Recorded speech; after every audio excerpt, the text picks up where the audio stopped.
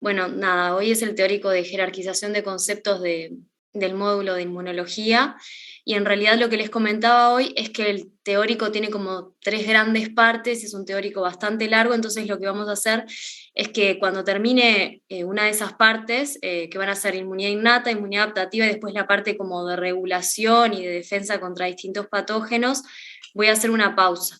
Entonces, en esa pausa les voy a preguntar si tienen alguna duda, entonces aprovechen a preguntar ahí las dudas que les hayan quedado de estas partes.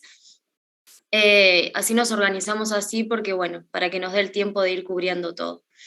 Entonces, para arrancar, básicamente, como ustedes saben o han visto en los teóricos anteriores, el sistema inmune es un conjunto de moléculas y células que evitan que la infección por patógenos resulte en enfermedad y que justamente la enfermedad sea como la excepción y no la regla.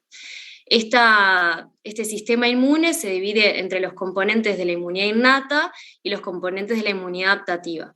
Y esta división en realidad de inmunidad innata e inmunidad adaptativa es una división como artefactual, pero que en realidad justamente la inmunidad innata es como una respuesta que ocurre a las horas de la presencia de una infección y que genera las instrucciones para que se active la inmunidad adaptativa que va a aparecer en los días de la infección por un patógeno.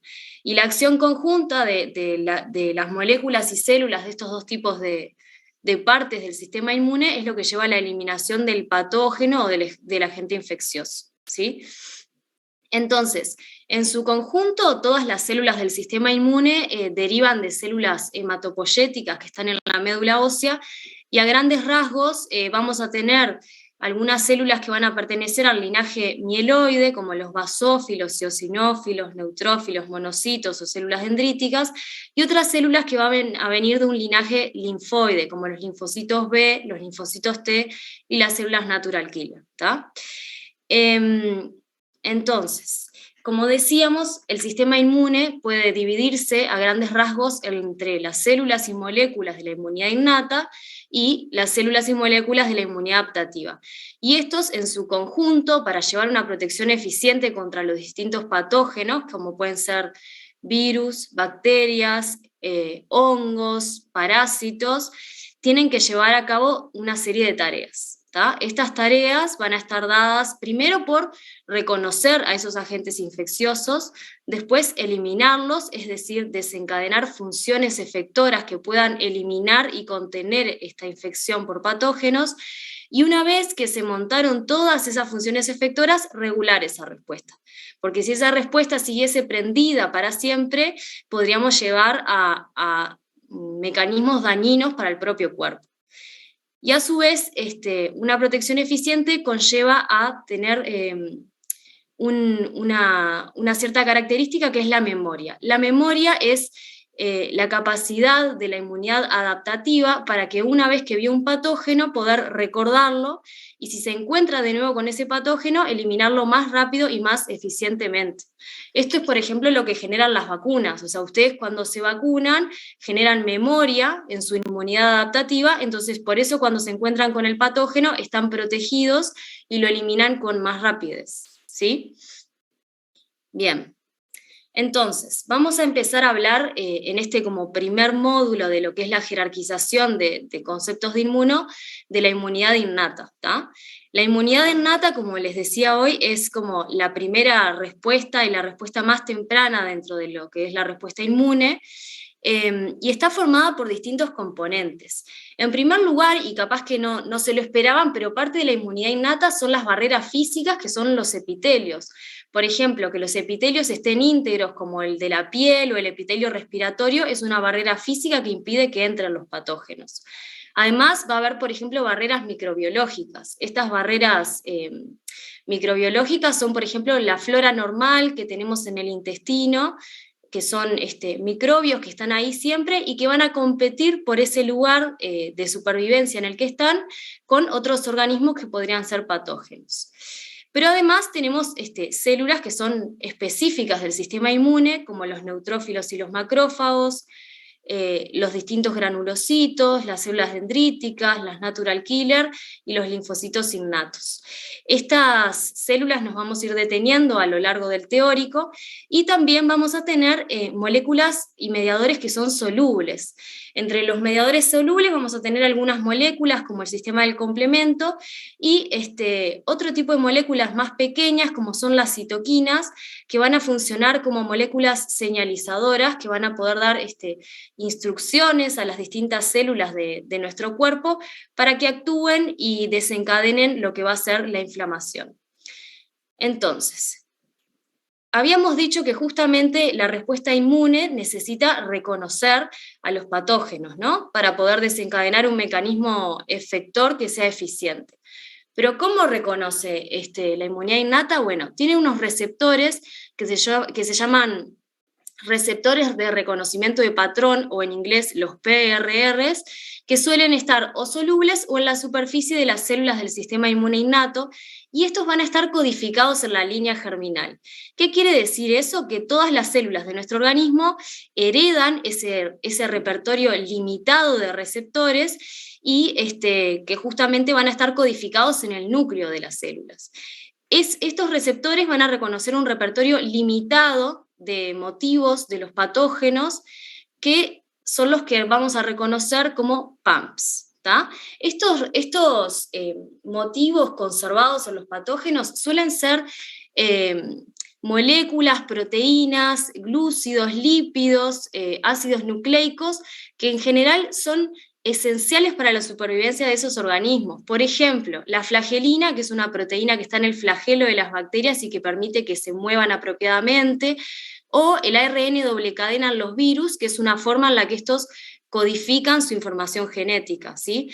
Otro PAMP muy conocido es el LPS, que suele estar en la membrana de ciertas bacterias gram negativas, y bueno, son motivos que van a estar conservados en los patógenos, y por eso se dice que la inmunidad innata es, de alguna manera, tiene como una plataforma común de respuesta a los patógenos y que permite reconocer lo conservado, lo común entre todos ellos, y no es específica en realidad al patógeno, sino a un reservorio común de patógenos. Pero además de reconocer motivos que están conservados en los patógenos y que conocemos como PAMPs, la inmunidad innata, mediante estos PRRs, también va a poder reconocer lo que se llaman DAMPs. ¿Qué son los DAMPs? Son moléculas que están asociadas al daño tisular, justamente, y que se van a liberar cuando, por ejemplo, una célula que estaba sana pasa a estar estresada o ha sido dañada de alguna manera. Por ejemplo, un DAMP es el ATP. El ATP es una molécula que normalmente está adentro de la célula, pero que si la célula se rompe porque hubo una lesión, porque hay un patógeno presente que está alterando el tejido, va a ser liberado al exterior celular y va a poder ser reconocido por estos receptores de la inmunidad innata.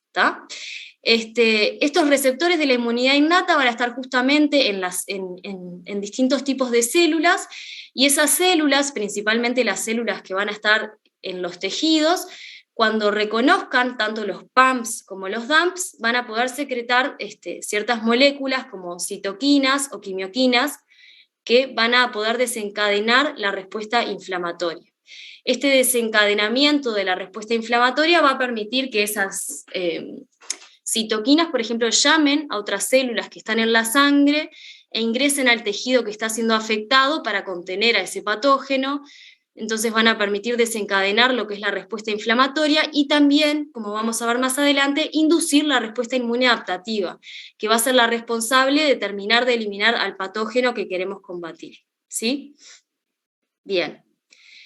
Entonces, dentro de los componentes celulares innatos, vamos a tener por un lado a los granulocitos, que se llaman así porque almacenan sus componentes inflamatorios o componentes que van a ser tóxicos contra los patógenos en gránulos. Entre estos vamos a tener a los mastocitos, los basófilos y los eosinófilos, y esos gránulos van a tener algunas sustancias que se conocen como vasoactivas y quimiotácticas. ¿Qué es esto? Bueno, vasoactivas es que tienen la capacidad de actuar sobre el endotelio vascular, es decir, sobre los vasos sanguíneos, y quimiotácticas es que permiten atraer de alguna manera a otras células.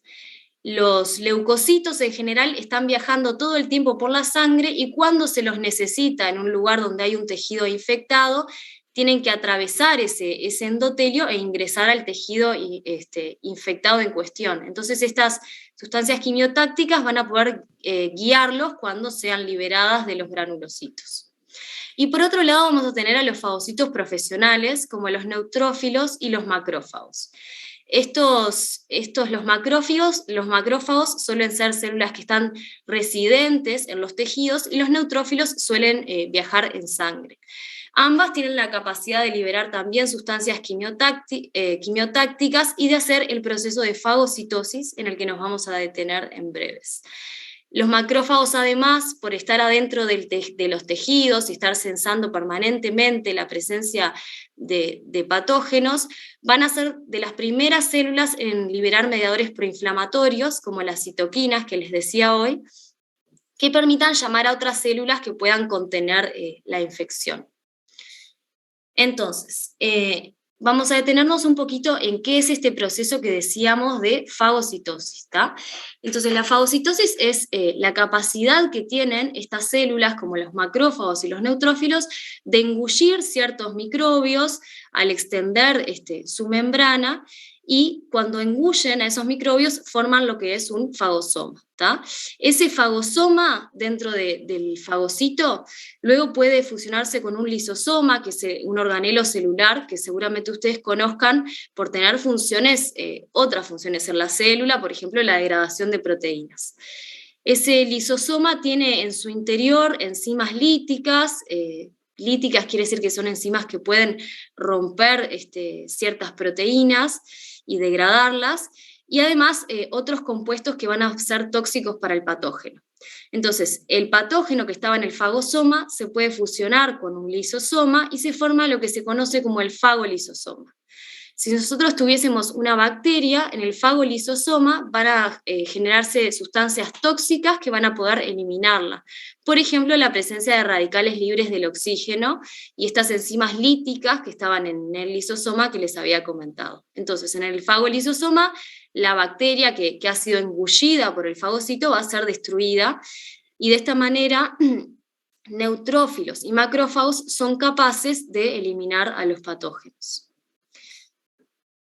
Además de los componentes celulares innatos que mencionamos recién, vamos a tener otros componentes. Por ejemplo, están estos que se conocen como los linfocitos innatos, que se llaman así porque vienen del linaje linfoide y no del linaje mieloide, y que van a tener distintos roles. Por ejemplo, los linfocitos innatos de tipo 1 van a liberar ciertos mediadores, ciertas citoquinas que van a activar a los macrófagos y, por ejemplo, hacer que esa fagocitosis sea más eficiente.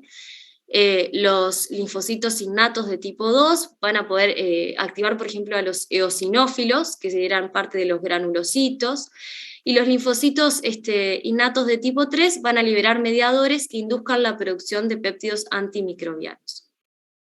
Estos péptidos antimicrobianos suelen ser algunas sustancias que a veces liberan los epitelios para combatir la presencia de algunas bacterias.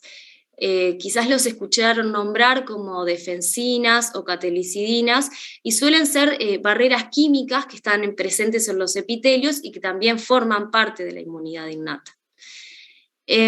Además, vamos a tener lo que conocemos como las células natural killer, que son células capaces de eliminar células infectadas o células tumorales, células alteradas, y también van a liberar algunos mediadores que puedan activar a los macrófagos y hacerlos más activos para el proceso de fagocitosis.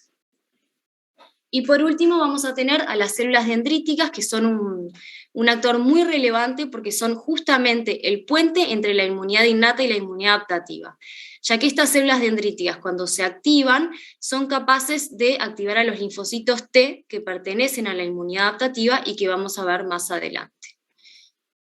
Entonces, vamos a detenernos un poco en las células natural killer, que eran las que les había mencionado ya, que son capaces de inducir citotoxicidad en células infectadas. ¿Cómo hacen esto? Bueno, Para una célula natural killer determinar si va a matar o no matar a otra célula, va a tener dos mecanismos: la presencia de receptores activadores y de receptores inhibidores.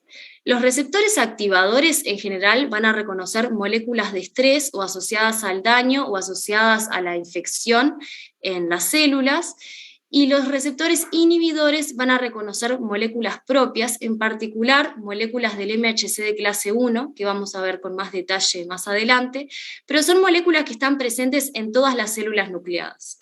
Y cuando estas células, por ejemplo, están cursando una infección viral, suelen bajar la presencia de estas moléculas. Además, si una célula está infectada, no solo baja las moléculas de MHC de clase 1, sino que también pueden subir las moléculas activadoras. De esta manera, la célula natural killer va a activarse mediante un balance de señales activadoras e inhibidoras. Si ganan las activadoras, la célula natural killer va a liberar moléculas llamadas perforinas y granzimas que inducen la apoptosis de la célula infectada. A ver, no sé si... Creo que alguien tiene el micrófono abierto.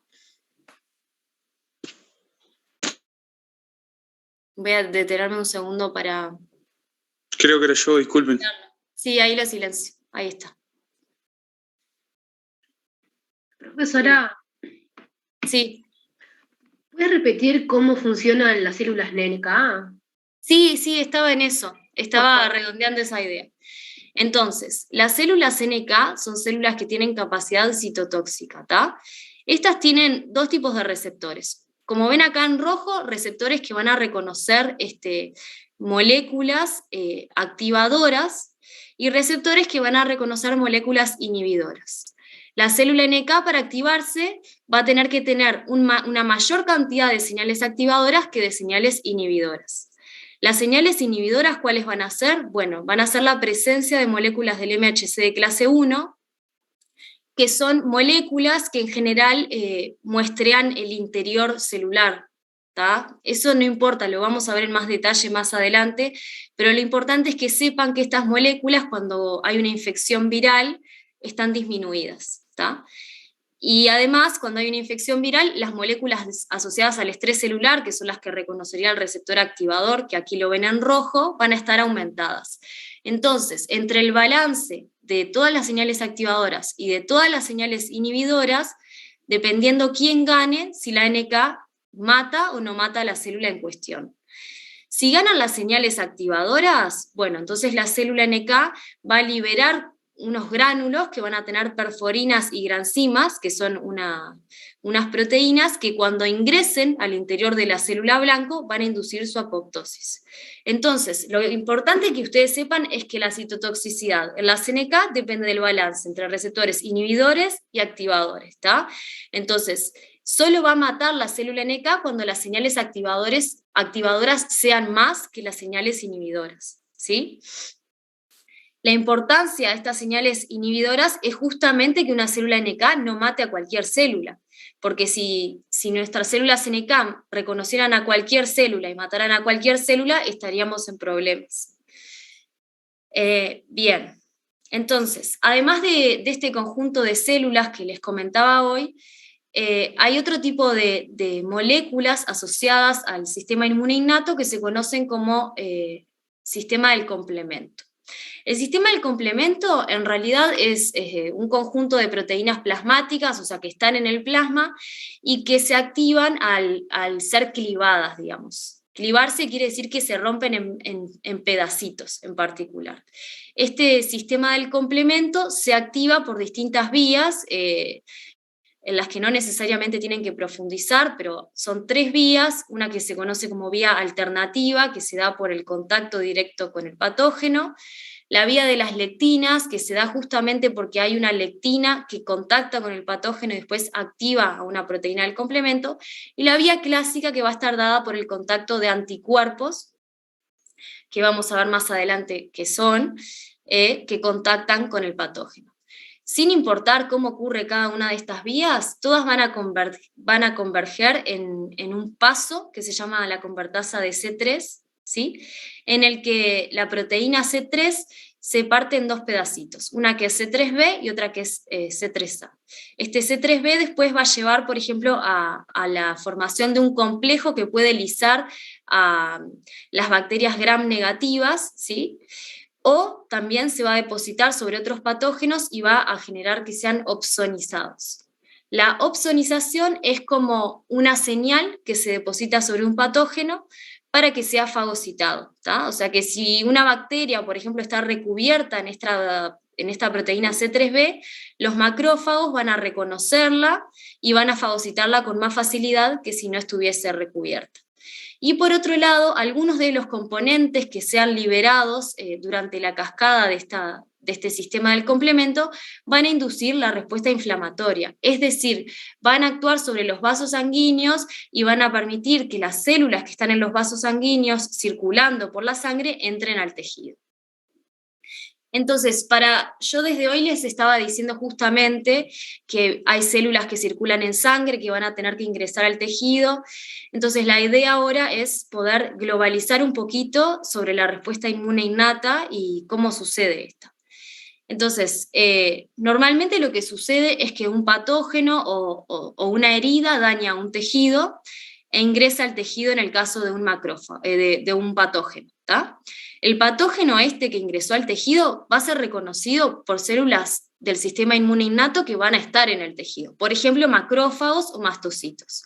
¿Cómo van a ser reconocidos? Mediante los receptores estos que les decía hoy, los PRRs. ¿Qué van a reconocer esos PRRs? Bueno, PAMPs, que eran estos patrones moleculares asociados a patógenos, o DAMPs, que son estos patrones moleculares asociados al daño. O sea, los receptores van a reconocer señales asociadas a patógenos o señales asociadas al daño. ¿Qué pasa cuando esos receptores reconocen estos motivos? Bueno, los leucocitos residentes, como los macrófagos o los mastocitos, se van a activar y van a secretar algunas moléculas como citoquinas y quimioquinas que van a permitir justamente que que otros leucocitos que venían pasando por la sangre puedan ingresar al tejido y ayudar a contener la infección. Por ejemplo, uno de los más importantes en contener esta infección van a ser los neutrófilos, porque los neutrófilos son fagocitos profesionales que eficientemente van a poder eliminar a este patógeno. Además, los mastocitos van a liberar otros mediadores vasoactivos. ¿Se acuerdan que hoy decíamos que los granulocitos, que son los mastocitos, los eosinófilos y los basófilos, tienen gránulos con componentes vasoactivos? Bueno, el mastocito cuando se activa libera esos componentes vasoactivos y hace que justamente esta pared vascular esté más permeable y que puedan ingresar los leucocitos que venían circulando en sangre.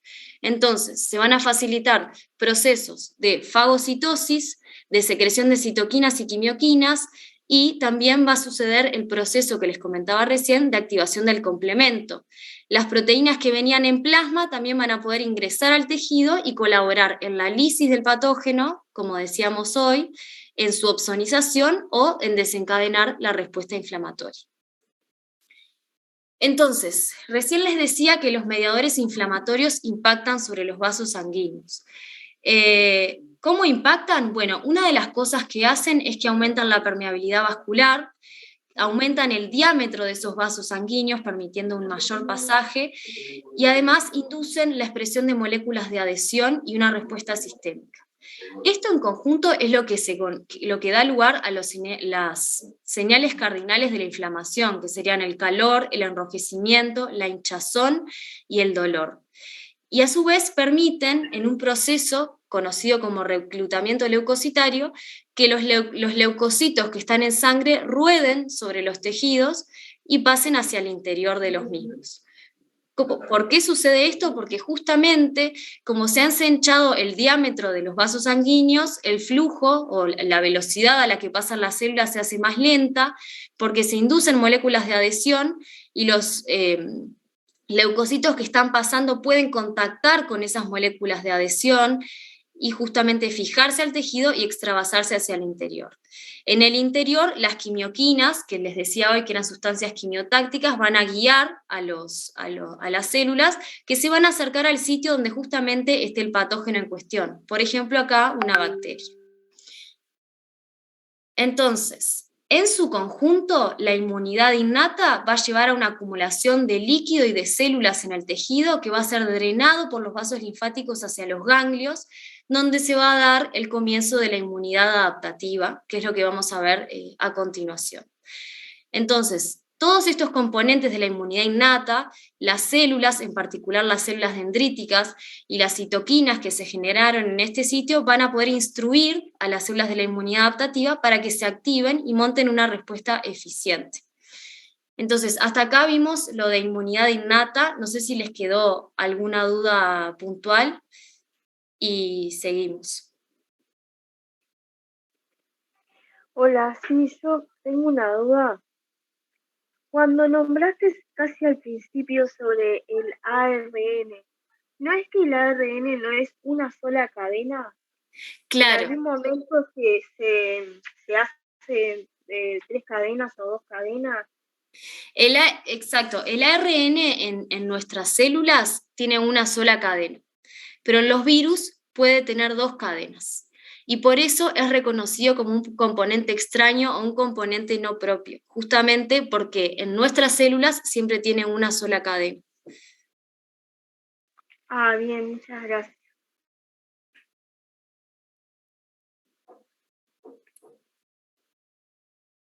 Bueno, ¿alguna duda Así más? que eso que se ve en ese esquema que está ahí, la célula amarilla es una célula dendrítica. La célula amarilla en este esquema sí sería una célula dendrítica que, como vamos a ver, ha sido activada en el tejido que está infectado y puede migrar al ganglio a través de los vasos linfáticos, migrar al ganglio a través de los vasos linfáticos, donde se va a encontrar con los linfocitos T a los que va a activar. Eso lo vamos a ver ahora en detalle.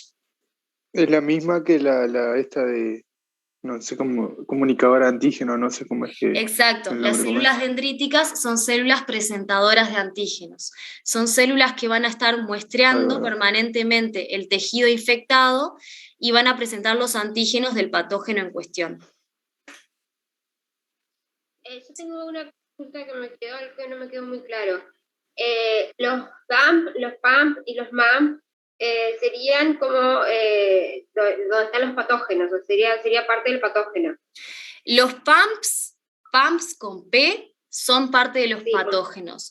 Los DAMPs no son parte de los patógenos, son moléculas que se liberan cuando hay daño. Por ejemplo, el ATP, ácido hialurónico, pedacitos de tejido, de colágeno, son moléculas que solo están presentes si hay daño tisular. Y los MAMPs están asociados a las mucosas. Pero lo que tienen que saber ustedes es que los PAMPs asociados a los patógenos, los DAMPs con D asociados al daño. ¿Sí? Y el MAM asociado a las mucosas. Sí. Perfecto, gracias.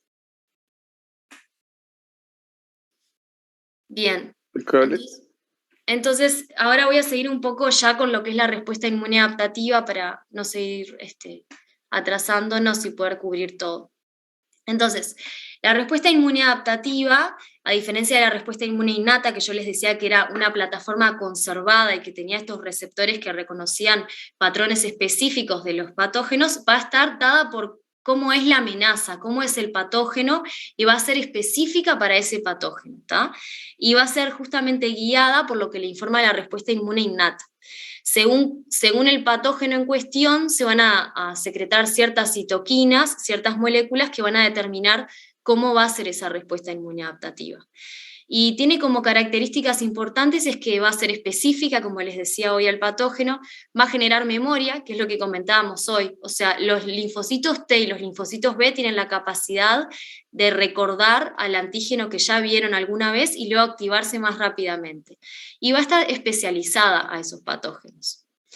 Entonces, dentro de la inmunidad adaptativa vamos a tener respuestas inmunes que son efectoras, que van a tener un rol de prevenir la infección, y respuestas inmunes que van a ser reguladoras, que justamente una vez que se montó esa respuesta inmune van a colaborar en apagarlo.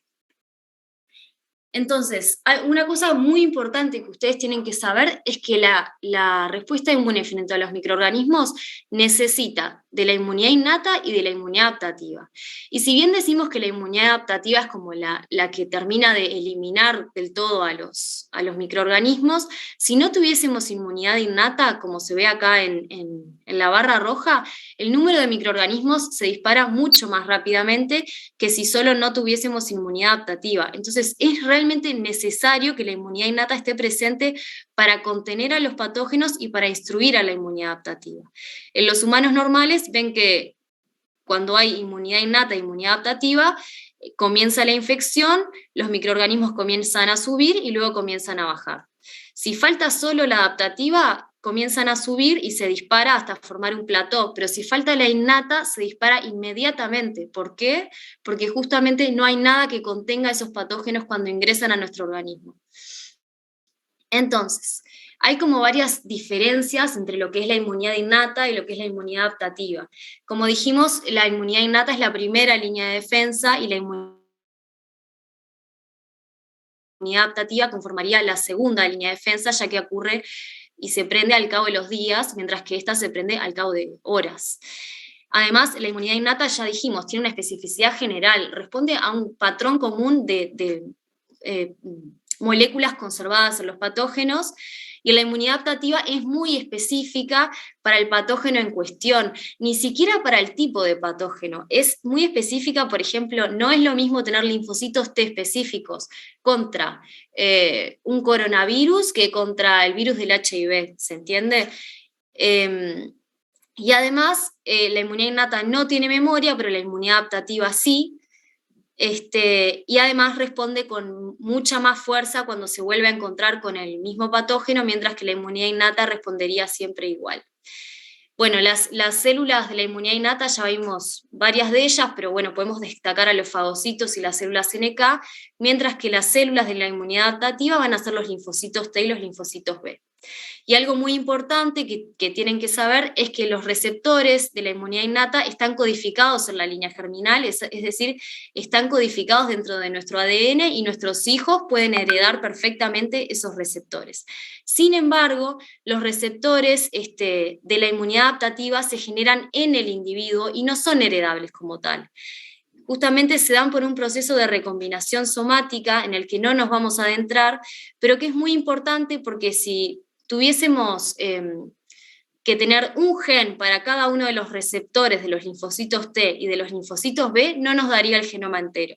Entonces, justamente, los receptores de linfocitos T y B van a ser unos dados en cada individuo y no van a ser heredados como tal. Entonces, la inmunidad innata va a inducir a la inmunidad adaptativa y además, después la inmunidad adaptativa va a poder reforzar los mecanismos que ya fueron prendidos por la inmunidad innata. Entonces, hoy hablábamos un poco de la célula presentadora de antígeno o de la célula dendrítica, que en cuestión va a ser la responsable de iniciar la respuesta inmune adaptativa y en particular de activar a los linfocitos T. Estas células dendríticas son las que van a determinar cómo se va a dar la respuesta inmune adaptativa, en particular a través del tipo de citoquinas que secreten. Y además van a ser las que van a estar presentando los antígenos que estaban en el sitio de infección para activar a los linfocitos T que sean específicos de estos antígenos. Entonces, estoy hablando de antígeno, ¿no? ¿Pero qué es un antígeno? Un antígeno es cualquier microorganismo o pedacitos del mismo que son reconocidos por los receptores de los linfocitos B y de los linfocitos T. Pero no todos los antígenos son inmunogénicos. ¿Qué quiere decir? Algo inmunogénico es algo que es capaz de montar una respuesta inmune cuando se inyecta en una persona o un animal, ¿tá? Entonces, los inmunógenos son los pedazos de los microorganismos que cuando se inyectan permiten que se desencadene una respuesta inmune adaptativa y una respuesta inmune innata. Entonces, dentro de los linfocitos vamos a tener, por un lado, ya dijimos, a los linfocitos T, cuyo receptor es lo que se conoce como TCR y que va a estar asociado a su membrana recubriéndola, y va a haber linfocitos T citotóxicos que van a expresar un correceptor que se llama el CD8, y linfocitos T cooperadores o colaboradores o helper, los pueden haber escuchado de cualquiera de las tres maneras, que van a tener un correceptor que va a ser el CD4. ¿tá? Por otro lado, vamos a tener a los linfocitos B, que van a desencadenar lo que se conoce como la inmunidad humoral o la inmunidad mediada por anticuerpos, ya que sus receptores van a ser los BCR, que son justamente anticuerpos que están asociados a la membrana celular. Cuando estos linfocitos B se activan, esos anticuerpos son secretados y bueno, son los que van a estar en forma soluble después en la sangre y en los distintos tejidos. Entonces, en líneas generales, los linfocitos se originan en la médula ósea como todos los leucocitos, pero mientras que los linfocitos B hacen todo su desarrollo en la médula ósea y luego egresan como linfocitos B maduros a la sangre, los linfocitos T van a salir de la médula ósea y completar su maduración en el timo. ¿tá? El timo es muy importante para que se generen los linfocitos T. De hecho, en personas que no tienen timo, no se generan linfocitos T para nada. Entonces, los linfocitos T salen maduros del timo hacia la sangre y luego estos linfocitos B y linfocitos T que están maduros van a colonizar los distintos órganos linfoides secundarios como los ganglios, el vaso, ciertos tejidos mucosos y ciertos tejidos linfoides. Entonces, como hablábamos justamente, los linfocitos T salen de la médula ósea, ingresan al timo y luego que maduraron en el timo, colonizan el vaso, distintos ganglios linfáticos, distintos tejidos asociados al sistema digestivo, como el GALT. Y en el timo va a ocurrir un proceso que es muy importante para el desarrollo de los linfocitos T. Los linfocitos T originariamente no expresan ni CD4 ni CD8. ¿tá? Luego, durante su desarrollo, adquieren la expresión de CD4 y de CD8 simultáneamente y pasan por un proceso que se conoce como selección positiva, que es un proceso que permite asegurar que esos linfocitos T son capaces de reconocer antígenos. Una vez que pasaron por ese proceso, van a quedar siendo solo CD4 positivos para poder ser linfocitos T colaboradores o linfocitos T reguladores, o van a poder ser linfocitos T CD8 positivos, que son los que luego van a dar lugar a los linfocitos T citotóxicos. En este estadio van a pasar por otro proceso que se llama como selección negativa, que lo que va a hacer es eliminar todas esas células que podrían reconocer componentes propios. ¿Por qué es importante esto? Porque en realidad, como yo les decía, los receptores de los linfocitos se originan por una recombinación aleatoria que da lugar a receptores con muchas especificidades, una cantidad muy grande de repertorio linfocitario. Entonces podría haber algunos receptores que reconocieran componentes propios. Pero durante el desarrollo de estos linfocitos se van a eliminar una buena cantidad de aquellos que podrían reconocer componentes de nuestro propio cuerpo. Entonces, una vez que ha ocurrido el desarrollo de estos linfocitos, es importante saber que vamos a tener un linfocito T maduro que va a expresar su TCR y que va a poder reconocer antígeno a través del contacto con una célula presentadora de antígeno, que va a mostrar el antígeno como en una molécula del complejo mayor de histocompatibilidad o molécula del MHC, como le vamos a decir ahora. A nivel general, existen 3 tipos de receptores que intervienen en el reconocimiento del antígeno en la inmunidad adaptativa. El BCR, o en su forma secretada los anticuerpos, el TCR, y las moléculas del MHC que van a presentar péptidos que van a ser reconocidos por el TCR. En este sentido, el linfocito T solo reconoce moléculas del MHC asociadas a péptidos, no péptidos sueltos, mientras que el BCR sí puede reconocer antígenos sueltos de muchos tipos de naturaleza, proteínas, glúcidos, lípidos, entre otros.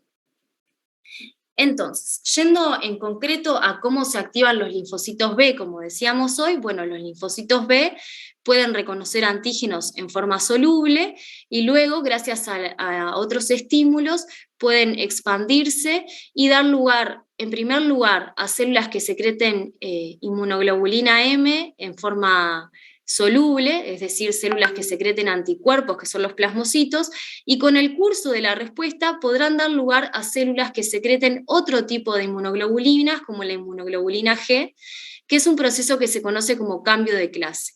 Además, estos linfocitos B que se han activado van a poder madurar la afinidad. ¿Qué quiere decir esto? Que al receptor inicial que reconoció el antígeno va a ser editado de forma aleatoria y luego testeado para seleccionar aquellos anticuerpos que mejor reconocen el antígeno y dar lugar a anticuerpos más afines.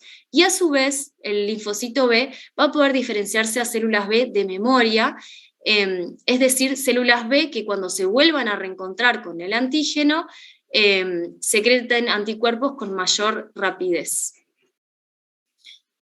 Entonces, ¿qué son justamente los anticuerpos? Bueno, son estas moléculas con forma de Y que están compuestas por dos cadenas livianas y dos cadenas pesadas, que son las más larguitas. Las cadenas van a estar formadas por estos cuadraditos, que en realidad se llaman dominios inmunoglobulina, que se repiten en forma modular, o sea, se repiten varias veces en la molécula del anticuerpo. Algunos de estos dominios, como los que se ven en rojo, van a ser variables y otros, como los que se ven en azul, van a ser constantes.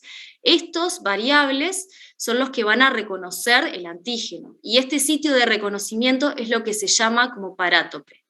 Además, los dominios variables, junto con estas porciones constantes, que son las azules que están exactamente contiguas, van a formar la región Fab, que es lo que se llama como Fragment Antigen Binding.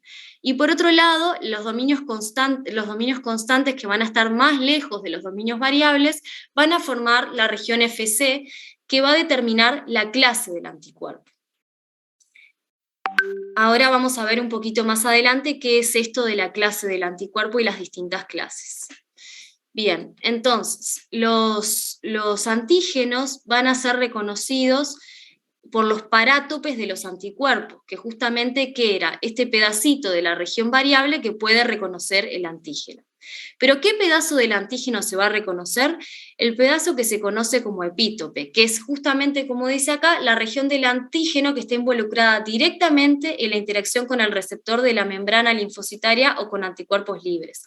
Es decir, que el epítope es el pedacito que va a reconocer un anticuerpo en el antígeno, o también el pedacito, si es una proteína de péptido, que va a reconocer el TCR asociado a una molécula del MHC. Entonces ahora hablábamos un poco de qué son estas distintas clases de inmunoglobulinas, ¿no? Justamente en los anticuerpos vamos a tener una región constante que va a dar lugar a distintos tipos de anticuerpos. Va a haber anticuerpos de tipo IgM, IgD, IgE, IgA e IgG. La IgM es el primer anticuerpo producido en la respuesta inmunitaria y justamente también es el primero que aparece justamente cuando los linfocitos B se activan.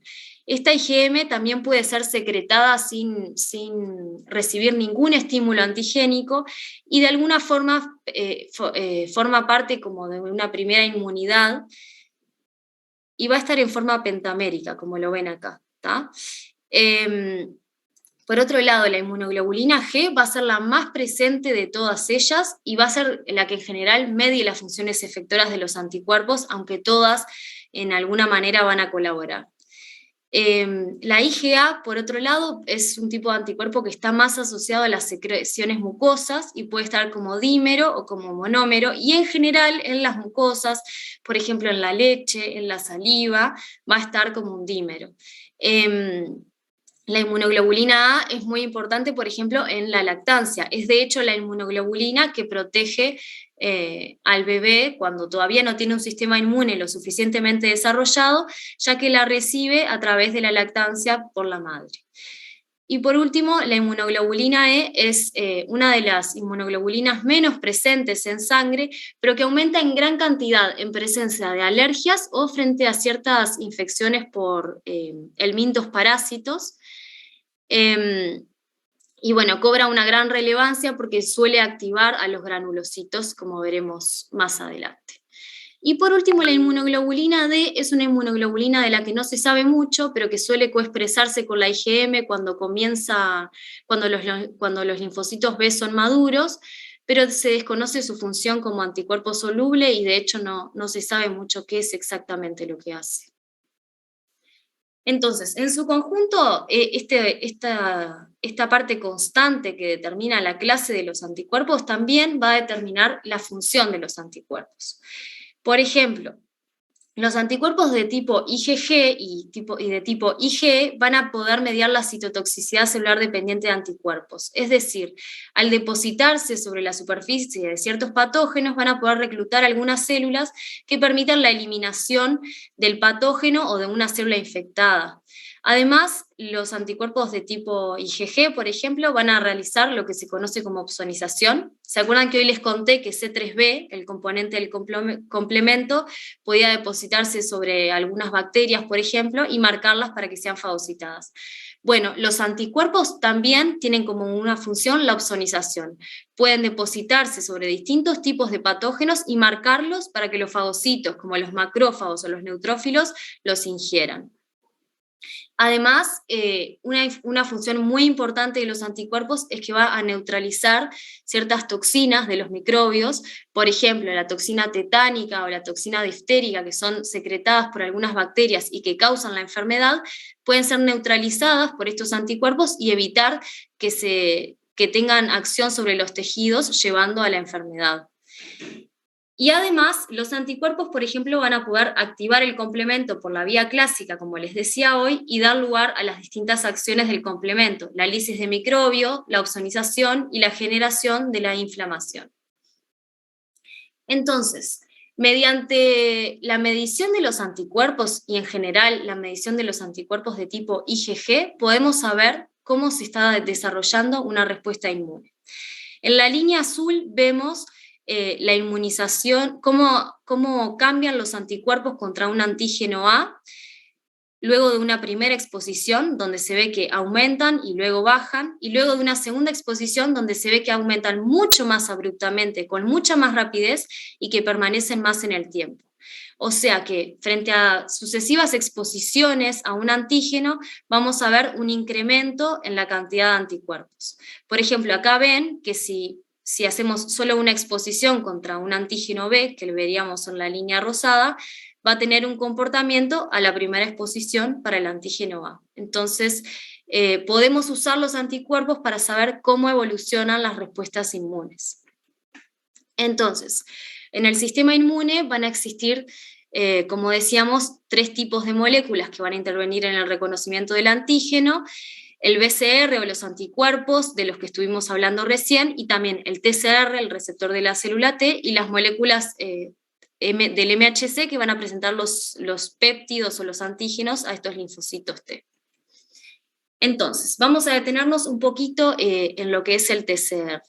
El TCR es justamente el receptor de los linfocitos T y que en estructura se asimila un poco al fragmento Fab de los anticuerpos que hablábamos hoy.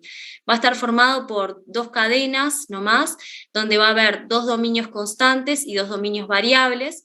Los dominios variables son los que naturalmente van a reconocer al antígeno, y justamente esta región variable va a reconocer no solo al péptido del patógeno que se está mostrando, sino también a la molécula del MHC. Por eso es necesario para el TCR reconocer al péptido en cuestión en una molécula del MHC, y no al péptido solo, sino presentado por una molécula del MHC. Además, el TCR va a tener una región transmembrana y una cola citoplasmática que, cuando se dé el reconocimiento del antígeno, va a dar lugar a una señalización en la célula T para que se active. ¿tá? Estos TCR seguramente les hayan dicho que pueden ser alfa y beta, es decir, una cadena alfa y una cadena beta, pero también los hay TCR gamma delta que tienen la particularidad de que no necesariamente reconocen antígenos solo presentados por el MHC. Pero no nos vamos a detener en eso, y ustedes, si les preguntan, tengan presente que el TCR en general necesita sí o sí reconocer péptidos en moléculas del MHC. Entonces, además, en el reconocimiento mediado por los linfocitos T van a participar ciertos receptores. El correceptor CD8 en el caso de los linfocitos T que van a ser citotóxicos, o el correceptor CD4 en el caso de los linfocitos T que van a ser cooperadores o reguladores, ¿sí? Entonces, estos linfocitos T que van a ser CD8 positivos en general van a reconocer moléculas del MHC de clase 1, y los que van a ser CD4 positivos van a reconocer moléculas del MHC de clase 2. Esto va a ser también a la funcionalidad de los linfocitos TCD8 o CD4. ¿Por qué? Porque los linfocitos TCD8 que van a ser citotóxicos van a ser capaces de reconocer péptidos que van a estar siendo presentados en todo tipo de células nucleadas. Eso, por ejemplo, le va a permitir reconocer al linfocito T células infectadas o células alteradas como células tumorales. Mientras que el linfocito TCD4 solo va a reconocer moléculas del MHC de clase 2 asociadas al péptido en cuestión. Y las moléculas del MHC de clase 2 solo van a estar en células presentadoras de antígenos, como las células dendríticas que hablábamos hoy, pero también en macrófagos y linfocitos B que pueden expresar moléculas del MHC de clase 2. Entonces, ¿cómo reconoce el receptor T al antígeno? Bueno, para que el antígeno aparezca asociado a una molécula del MHC de clase 2 o del MHC de clase 1, va a tener que pasar por un procesamiento dentro de la célula presentadora de antígenos. Algo importante que tienen que saber, y a grandes rasgos, es que el MHC de clase 1 va a presentar antígenos que van a venir, por ejemplo, de patógenos que replican en el interior celular o que están en el interior celular, por ejemplo, bacterias intracelulares, virus, parásitos intracelulares o, por ejemplo, antígenos tumorales, en el caso de una célula tumoral, y que van a ser procesados por un complejo que se llama proteasoma y que luego van a ser cargados en la molécula del MHC de clase 1. Entonces, antígenos que están en el interior celular son presentados por el MHC de clase 1. Por otro lado, antígenos que estén en el exterior celular van a ser engullidos del exterior celular y van a ser procesados y presentados en moléculas del MHC de clase 2. Entonces, en general, lo que decimos es que el muestreo por MHC de clase 2 permite censar quizás patógenos extracelulares, mientras que el muestreo por el MHC de clase 1 permite censar patógenos intracelulares. Bien, entonces, vamos a tener por un lado que los linfocitos TCD4 van a reconocer péptidos asociados a moléculas del MHC de clase 2, mientras que los linfocitos TCD8, que van a ser los citotóxicos, van a reconocer péptidos asociados al MHC de clase 1. ¿Sí? Y cuando reconozcan a estas moléculas, van a poder activarse. Sin embargo, para que los linfocitos T se activen, no basta, no es la única señal que necesitan, el reconocimiento del MHC clase 1 y del péptido. Entonces, ¿qué necesita un linfocito T para activarse? Bueno, necesita, sí, claro, el reconocimiento del TCR y del MHC de clase 1 o 2 asociado al antígeno como primer señal. Entonces, primer señal, el TCR reconoce su antígeno. Pero además necesita una segunda señal, que es la recepción de señales de coestimulación. ¿Por qué coestimulación? Porque es una estimulación adicional a la que está recibiendo el TCR. Estas señales las va a otorgar la célula dendrítica y van a estar dadas, por ejemplo, por el receptor CD28 en el linfocito T, que interactúa con esta señal coestimuladora como es el B7. Entonces, la segunda señal que va a tener que recibir un linfocito T, y en particular un linfocito TCD4, es esta señal de coestimulación. ¿Por qué? Porque las células dendríticas, por ejemplo, cuando no están maduras o no están activadas, no presentan estas señales coestimuladoras. Entonces es como una forma en la que el sistema inmune dice, bueno, hay una infección, te estoy mostrando algo que te tiene que activar porque hay una infección. Si la célula dendrítica no tuviese señales coestimuladoras, probablemente sería indicativo de que no se está cursando una infección, entonces no va a activar al linfocito T. A su vez, va a haber una tercera señal, que es lo que conocemos como las citoquinas. Por ejemplo, la interleuquina 1, la interleuquina 6, la interleuquina 12, u otro tipo de citoquinas, que lo que van a hacer es determinar hacia qué subtipo de linfocito T se va a diferenciar este linfocito. Y no nos vamos a adentrar en eso, pero quédense con la idea de que las citoquinas, de alguna manera, determinan qué tipos de linfocitos T vamos a tener y para qué... y qué tipo de respuesta inmune se va a montar. Entonces, repasando, señal 1, la del TCR que reconoce su antígeno, señal 2, la señal de coestimulación, y señal 3, la señal de las citoquinas que determina la naturaleza de la respuesta inmune. Entonces, a su vez, es importante saber que los linfocitos B, en la mayoría de los casos, van a requerir la colaboración de los linfocitos T para activarse.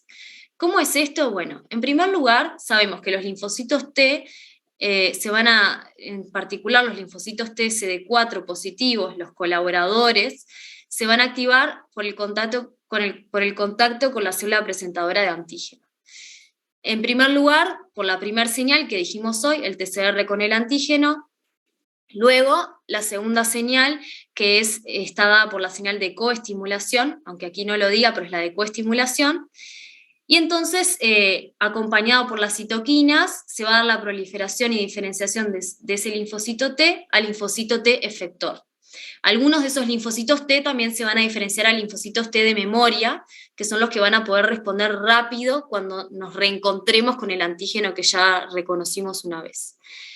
Pero el linfocito B, que reconoce directamente el antígeno a través de su BCR en la membrana, recibe solo una primera señal aquí.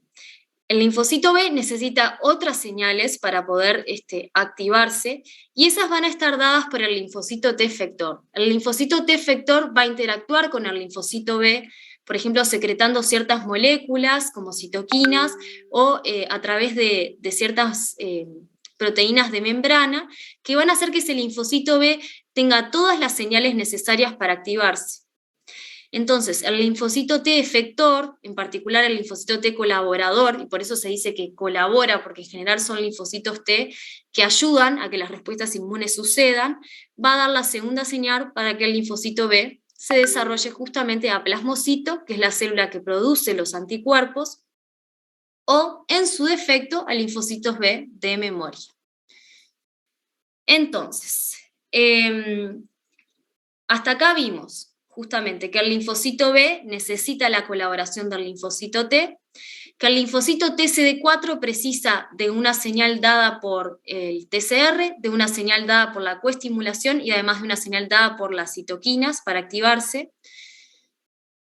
Y también tenemos que pensar cómo se activa el linfocito TCD8. Bueno, el linfocito TCD8, que es el que va a reconocer antígenos en MHC de clase 1, primero va a tener la primera señal, ¿no? La señal dada por el TCR, igual que el linfocito TCD4. Después va a necesitar una segunda señal que va a estar dada por la coestimulación, pero va a necesitar una señal adicional dada por otro linfocito T cooperador o colaborador, que como dijimos son linfocitos TCD4 positivos que ayudan a que las respuestas sucedan, por ejemplo, la liberación de citoquinas, que van a hacer que este linfocito T, que va a ser citotóxico, pueda activarse del todo. Entonces, ¿por qué el linfocito T citotóxico necesita más señales para activarse del todo que el linfocito T CD4 o colaborador? Bueno, porque en realidad al ser citotóxico es como un mecanismo del sistema inmune que asegura que el linfocito T citotóxico solo se active en un escenario adecuado porque tiene un potencial muy dañino.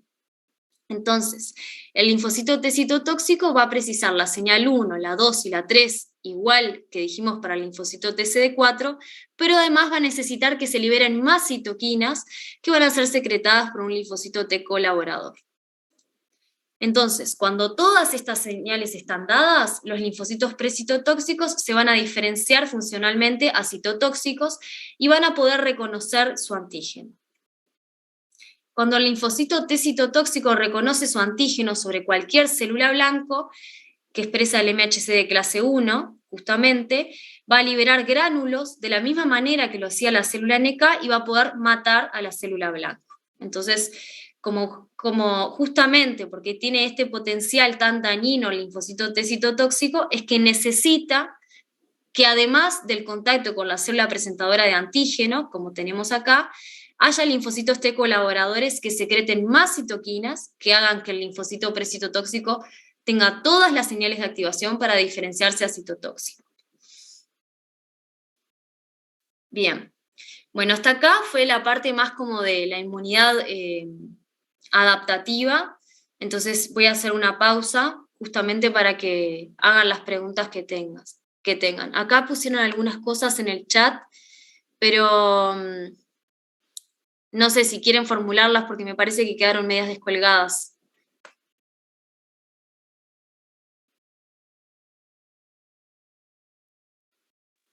Perdón, una consulta. ¿Podés más o menos resumir entre la diferencia de lo que es el T y el B? Sí, claro. ¿Para qué? Ahí va. Entonces, los linfocitos B son las células que producen los anticuerpos, ¿está? Justamente los linfocitos B tienen un receptor, que es el BCR, que se secreta y da lugar a los anticuerpos. Los linfocitos T no tienen un receptor que se secrete, tienen un receptor que es el TCR y que va a estar siempre en la membrana del linfocito T, ¿está?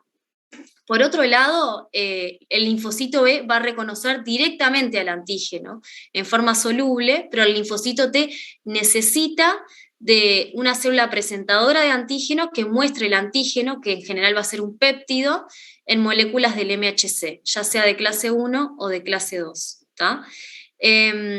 Otras diferencias es que, bueno, la gran particularidad de las células B es que secretan anticuerpos, pero en los linfocitos T los hay citotóxicos, es decir, que pueden matar células infectadas o células tumorales, y los hay cooperadores, que son estos linfocitos T que, por ejemplo, ayudan a que las células B se activen o que ayudan a que los linfocitos T citotóxicos se activen, además de hacer otras cosas que permiten, por ejemplo, reforzar a la inmunidad innata o otras funciones en las que no nos vamos a adentrar. Entonces, la gran diferencia quizás sea que tienen receptores diferentes, el BCR se secreta en forma de anticuerpos, el TCR está siempre en la membrana, y además las células T tienen un rol en la inmunidad mediada por células, es decir, células que se activan y tienen funciones en eliminar al patógeno, y las células B tienen una función importante en secretar anticuerpos, que las funciones van a ser las funciones que vimos para los anticuerpos: opsonizar, neutralizar, entre otras. ¿Sí? Bárbaro, gracias.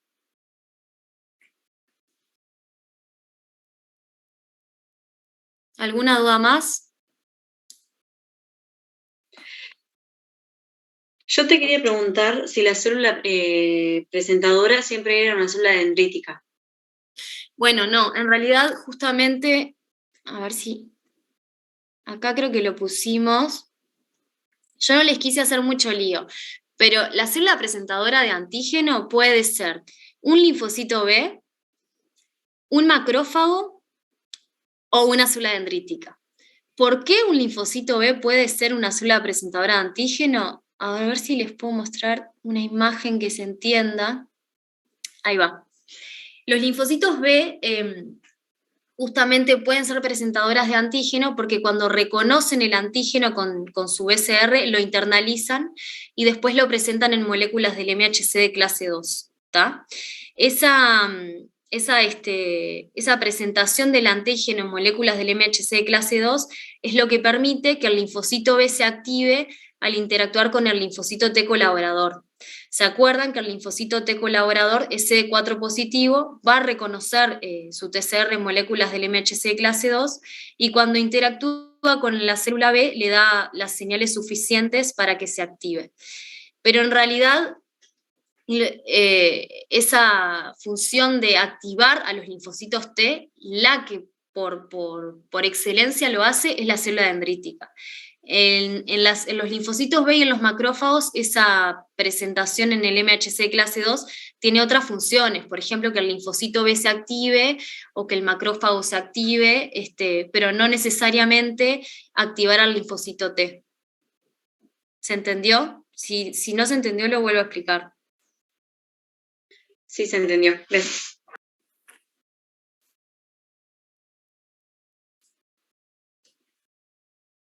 ¿Alguna duda más?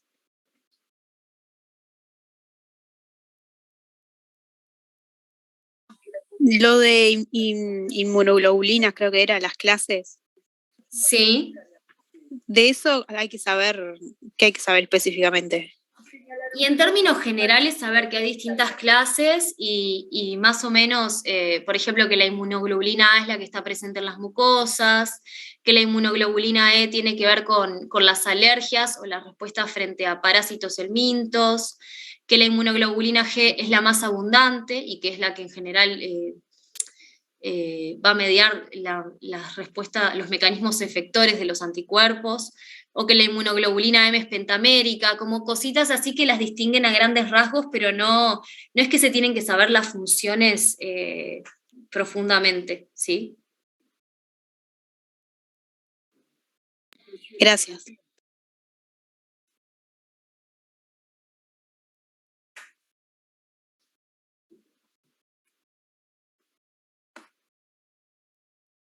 Bien, entonces voy a seguir con la parte de respuesta inmune frente a patógenos. A ver si ahí está. Entonces, hasta ahora cubrimos todo cuáles eran los componentes del sistema inmune, pero no hablamos nada en realidad de los distintos tipos de patógenos que nos podemos encontrar y que justamente son los que nuestro sistema inmune va a combatir para prevenir la enfermedad. Entonces vamos a hacer como un pantallazo de los distintos tipos de patógenos, como las bacterias extracelulares, las intracelulares, los hongos, los virus y los protozoarios y parásitos multicelulares que en general van a ser el mintos. ¿Tá? Entonces, arrancando un poquito con eso, primero vamos a hablar un poco de las bacterias extracelulares. Justamente las bacterias extracelulares son bacterias que se dividen por fuera de la célula huésped y que producen enfermedad a través de dos mecanismos. Uno, generando una inflamación desmedida, por ejemplo, los PRRs de los macrófagos o de las células dendríticas o de los mastocitos reconocen a componentes de estas bacterias y generan una secreción de citoquinas tal que genera una inflamación muy fuerte en el organismo que puede causar el daño. Además, algunas bacterias extracelulares tienen toxinas, como por ejemplo la toxina diftérica, la toxina colérica o la toxina tetánica, que dañan los tejidos y son las que provocan la enfermedad. Entonces, como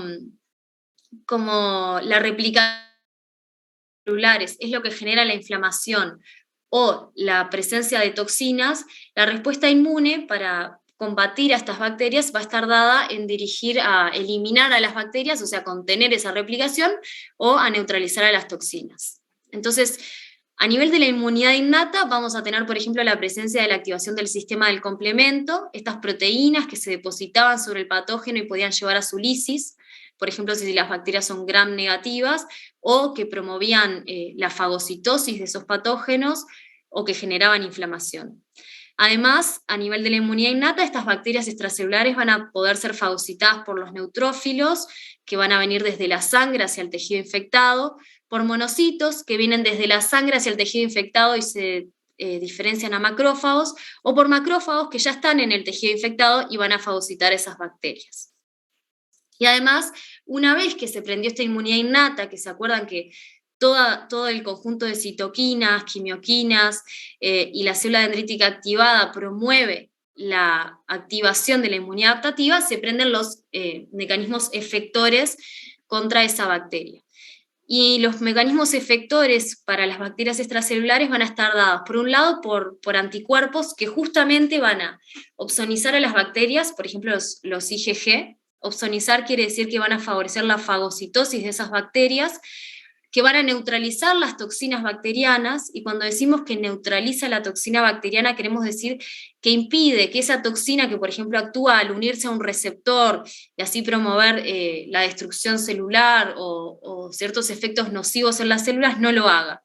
Hace que la toxina quede totalmente inactivada, que no pueda unirse a su blanco. Y además, estos anticuerpos, por ejemplo los de tipo IgM o de IgG, van a activar la vía clásica del complemento, o sea que van a permitir que el complemento sea activado por más de una vía. Y además van a haber algunos linfocitos TCD4 o los linfocitos T colaboradores que van a secretar citoquinas, por ejemplo el interferón gamma, que va a activar a estos macrófagos y hacerlos más capaces para la fagocitosis de esas bacterias, para eliminarlas, o como otras citoquinas como el TNF-alfa o la linfotoxina, que va a reclutar y activar a los neutrófilos. Entonces, acuérdense que el mecanismo importante para eliminar estas bacterias va a estar dado principalmente por la fagocitosis por neutrófilos y macrófagos, que pueden ser activados por linfocitos T colaboradores, y por los anticuerpos, que promueven la fagocitosis, pero además van a neutralizar toxinas que podrían ocasionar el daño. Y bueno, también va a estar el sistema del complemento presente. Entonces, esta imagen es simplemente un resumen de los distintos mecanismos que pueden eliminar a las bacterias extracelulares. Así que bueno, acá ven la presencia de los anticuerpos que van a neutralizar toxinas, anticuerpos que van a opsonizar a la bacteria para que sea fagocitada, que van a permitir la activación del complemento, y además justamente linfocitos T colaboradores que van a poder activar a los macrófagos, promover la secreción de anticuerpos y promover la generación de la inflamación. Por otro lado, tenemos a las bacterias intracelulares. Las bacterias intracelulares son bacterias que sobreviven y replican dentro de las células del huésped, no en el exterior. Entonces, como son inaccesibles a los anticuerpos que van a estar circulantes, acá los anticuerpos no van a ser tan importantes como mecanismo efector, y vamos a tener, por un lado, a nivel de la inmunidad innata, fagocitos que van a estar ingiriendo estas bacterias, pero en general la bacteria intracelular, como sobrevive dentro de las células del organismo, suele ser resistente a la fagocitosis. Entonces podría quedar, por ejemplo, en forma crónica en el interior de los macrófagos. Esto es lo que sucede, por ejemplo, con Mycobacterium tuberculosis, que es justamente la bacteria que da lugar a la tuberculosis. Pero va a haber otros mecanismos, por ejemplo, células NK, que lo que van a hacer es detectar a esas células infectadas y eliminarlas. Entonces, a nivel de la inmunidad innata, van a ser muy importantes las células NK para eliminar bacterias intracelulares, que van a detectarlas como infectadas a través de estos mecanismos que recordábamos hoy. La NK se activaba por un balance de señales activadoras e inhibidoras. En una célula infectada por una bacteria intracelular, probablemente gane las señales activadoras y la célula NK elimine justamente a esa célula infectada. Y además, las NK van a poder ser activadas por la secreción de interleuquina 12 por los macrófagos, por ejemplo. Y por otro lado, a nivel de la inmunidad adaptativa, van a haber distintos mecanismos efectores que principalmente van a ser celulares, es decir, que los anticuerpos acá no van a tener un rol tan importante. Estos mecanismos celulares, por ejemplo, van a estar dados porque ciertas células T colaboradoras van a secretar citoquinas que activan macrófagos, entonces van a permitir que la fagocitosis sea más eficiente y logren eliminar estas bacterias que suelen ser resistentes, por ejemplo, el interferón gamma. Además, otro mecanismo importante va a ser la lisis de células infectadas por células T citotóxicas. ¿Se acuerdan que las células T citotóxicas detectaban células infectadas o células alteradas como las tumorales? Bueno, acá vamos a tener células infectadas por bacterias intracelulares y los linfocitos T citotóxicos van a poder detectar esa presencia de células infectadas y eliminarlas para tratar de llevar a la erradicación de esa bacteria. Bueno, nuevamente como un resumen de cómo respondemos contra las bacterias intracelulares. A nivel de la inmunidad innata tenemos a los macrófagos y los neutrófilos, que son fagocitos que van a intentar contener esa infección por bacterias intracelulares, pero como muchas suelen ser resistentes, van a necesitar ser activadas por ciertas citoquinas como el interferón gamma para que la fagocitosis sea más eficiente y pueda efectivamente eliminar esa bacteria intracelular. Y por otro lado, los macrófagos van a secretar interleuquina 12, que activa las células NK y hace que sean más citotóxicas contra células que estén infectadas por la bacteria. Una vez que se prende la inmunidad innata, a los días se prende la inmunidad adaptativa. Y acá el rol más importante de la inmunidad adaptativa va a estar dado porque los linfocitos T van a secretar citoquinas que activen a esos macrófagos y colaboren con la erradicación de la infección, y por linfocitos T citotóxicos que van a detectar a las células infectadas y las van a poder eliminar. Bien, entonces continuando con patógenos intracelulares, acá aparecen los virus. ¿Quiénes son los virus? Bueno, son microorganismos intracelulares obligados que replican dentro de la célula usando la maquinaria sintética del huésped. Quiere decir obligados porque estos microorganismos no pueden replicar si no están adentro de una célula. Y lo que hacen es redirigir toda la maquinaria celular para que justamente se use para replicar al virus y no para que ocurra el ciclo natural de la célula. Entonces, acá vamos a estar de nuevo en presencia de una infección intracelular, entonces va a cobrar bastante relevancia, por ejemplo, los linfocitos T citotóxicos, como hablábamos recién, pero vayamos por partes y vamos a arrancar un poco con la inmunidad innata. Hay un mecanismo particular en la inmunidad innata que se llama la de producción de interferón de tipo 1. Los interferones de tipo 1 son citoquinas que tienen la particularidad de inducir un estado antiviral en las células. ¿Qué ocasiona ese estado antiviral? Bueno, una de las cosas que hace, por ejemplo, es que la célula detenga su síntesis de proteínas, y eso hace que el virus no pueda replicar, porque si no tiene una maquinaria que le sintetice las proteínas que necesita, no puede seguir propagándose. Además, por ejemplo, estos interferones de tipo 1 aumentan las moléculas del MHC de clase 1, que eran justamente las que muestreaban el interior celular, y hace que las células infectadas sean más visibles a los linfocitos T citotóxicos. Y además, los interferones de tipo 1 van a activar a las células NK, que son justamente las células que detectan células infectadas. Entonces, estos interferones de tipo 1 van a ser claves en la inmunidad innata contra los virus, porque van a evitar la propagación del virus y van a permitir que se activen estas células NK, así como que se pueda montar una respuesta, así como permitir que la respuesta inmune adaptativa dada por los linfocitos T citotóxicos reconozca a la célula infectada por el virus.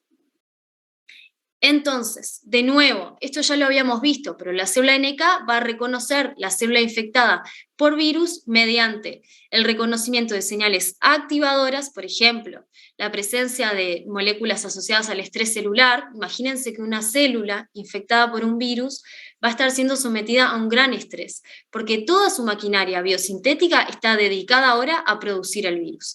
Entonces se van a expresar ciertas moléculas en su membrana que van a activar a la célula natural killer. Y además, algunos virus lo que hacen para esconderse del sistema inmune es bajar la cantidad de moléculas de MHC de clase 1. ¿Por qué? Porque estas moléculas normalmente podrían estar mostrando el interior celular que justamente ahora tiene un virus. Y si el virus quiere esconderse, entonces no quiere ser muestreado. Entonces lo que hace es evadir la inmunidad bajando estas moléculas. ¿A quién evade cuando baja estas moléculas? A los linfocitos T citotóxicos, que se acuerdan reconocían el MHC de clase 1. Pero estas células natural killer van a ser complementarias y justamente van a eliminar una célula cuando bajen el MHC de clase 1. Entonces, una célula que tiene señales activadoras, pero no tiene ya las señales inhibidoras, va a ser eliminada, y la célula natural killer va a liberar estas perforinas, que son como tubitos que se van a formar en la membrana de la célula blanco, para que pasen las granzimas, que son moléculas que inducen la apoptosis celular. De esta manera, la NK induce la apoptosis de las células infectadas. Entonces, además de haber una muerte celular inducida por las células NK por el contacto con receptores inhibidores y activadores, hay otro mecanismo que se conoce como citotoxicidad mediada por anticuerpos. ¿Qué es esto de la citotoxicidad mediada por anticuerpos? Bueno, para ciertos patógenos, los anticuerpos pueden depositarse sobre su superficie y ser reconocidos por receptores en la célula del sistema inmune. Por ejemplo, la inmunoglobulina G puede ser reconocida por receptores en la superficie de la célula NK que van a inducir que la célula NK se active y induzca la citotoxicidad celular. Para que esto suceda, tiene que haber varios anticuerpos depositados sobre el patógeno en cuestión, lo cual asegura que tenemos un patógeno y que la respuesta es bien específica para que la célula NK no se active sobre cualquier superficie y no ocasione el daño. Entonces, justamente, los anticuerpos también pueden depositarse sobre ciertos patógenos e inducir la citotoxicidad celular. Entonces, además de estos mecanismos,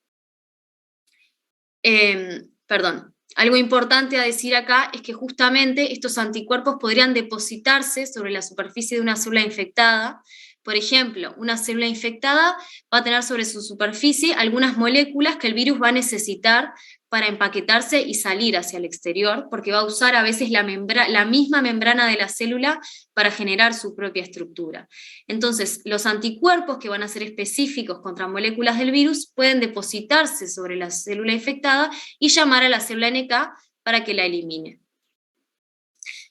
Además, a nivel de la inmunidad adaptativa vamos a tener, como ya había dicho, a los linfocitos T citotóxicos.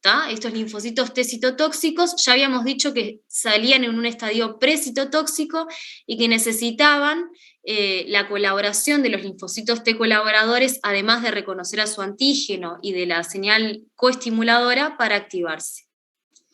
Entonces, el linfocito T citotóxico, como ya dijimos, primero reconoce el linfocito T precitotóxico primero reconoce el antígeno en el MHC clase 1. Después, la presencia de citoquinas más de señales coestimuladoras por la célula dendrítica van a llevar a la activación del linfocito T precitotóxico a citotóxico, y además, sí o sí, vamos a necesitar citoquinas como la interleuquina 2 o el interferón gamma para que esta activación ocurra apropiadamente, y en general van a ser producidas por linfocitos T colaboradores. Estos TH1 son un subtipo de linfocitos T colaboradores en los que no ahondamos en este teórico, pero bueno, sepan que existen y que son linfocitos T que suelen colaborar con las respuestas citotóxicas. Entonces, vamos a ver un poco en detalle cómo ocurre la muerte por un linfocito T citotóxico. Una vez que el linfocito T citotóxico reconoció a su célula blanco, va a liberar desde sus gránulos unas proteínas que se llaman perforinas, que serían las que están acá en verde. Estas perforinas forman canales en la célula blanco que van a permitir el pasaje de otras proteínas que se llaman granzimas y que justamente cuando entran a la célula blanco ocasionan su apoptosis. Esto es lo que se conoce como el golpe mortal o el beso mortal que le da el linfocito T citotóxico a la célula blanco que ha reconocido, ya sea por estar infectada o por estar alterada por ser una célula tumoral. Entonces, esta diapo es nada más que un resumen de los distintos mecanismos de inmunidad frente a virus, ¿sí? Por un lado teníamos a los mecanismos de la inmunidad innata, donde tenemos el interferón de tipo 1, que induce un estado antiviral en las células y evita la propagación de los virus. Luego tenemos la acción de las células NK, que reconoce a las células infectadas y lleva a la apoptosis de la célula infectada en cuestión. Luego los anticuerpos, que no los mencionamos mucho hoy, pero que se acuerdan que tenían, por un lado, un rol en inducir la citotoxicidad por células NK, si se depositaba sobre células infectadas, pero además tiene un rol de neutralización. ¿Qué quiere decir esto? Que los anticuerpos pueden rodear a los virus y evitar que interactúen con los receptores de las células que van a infectar, y así evitar la infección de las células. Este mecanismo es muy importante, por ejemplo, en las vacunas. Cuando ustedes les hablan de las vacunas del COVID y de que se miden los anticuerpos y todo eso, esos anticuerpos son como una señal de que nuestro sistema inmune respondió bien a la vacuna y nos protegen justamente porque evitan que cuando el virus ingresa repliquen nuestras células, lo neutralizan, evita que ingrese a las células en cuestión. Y por otro lado, finalmente, el rol muy importante de los linfocitos T citotóxicos que van a eliminar a las células infectadas. Entonces, a nivel citotóxico vamos a tener a la CNK, de la inmunidad innata, y a los linfocitos T CD8 positivos. Entonces, en esta gráfica, básicamente lo que se les muestra es cómo los distintos mecanismos de la respuesta inmune se van prendiendo y van disminuyendo el título viral. Entonces, primero, en la inmunidad innata se va a dar la producción de interferones de tipo 1, probablemente porque haya motivos del virus, como hoy decíamos, por ejemplo, una ARN doble cadena en algunos virus, o ciertos otros motivos virales que sean reconocidos por los receptores de la inmunidad innata, que van a hacer que las células secreten interferones de tipo 1. Esos interferones de tipo 1 van a ser bien tempranos en la respuesta inmune antiviral y también van a activar a las células NK, que van a comenzar a eliminar las células infectadas. Entonces, el virus ingresa, comienza a replicar, es contenido por la presencia de interferones de tipo 1, luego empieza a ser eliminado porque las células NK eliminan células infectadas, y al cabo de los días se monta la respuesta inmune adaptativa, donde los linfocitos T citotóxicos principalmente terminan por eliminar esas células infectadas y llevan al declive total del título viral cuando la respuesta inmune es efectiva. Entonces, nada, recuerden bien estos como mecanismos asociados a la respuesta inmune frente a los virus: el interferón de tipo 1, las células NK y los linfocitos T citotóxicos. Bien. ¿Hasta acá hay alguna duda? Sí, hola. Sí. Una pregunta. ¿Quiénes eran los que producían los interferones tipo 1? Los interferones de tipo 1 los pueden producir las células residentes de tejido, por ejemplo, macrófagos o células dendríticas, o incluso a veces los epitelios. Por ejemplo, en un virus pulmonar, ¿no? Como el virus del COVID, el epitelio pulmonar podría producir esos interferones de tipo 1.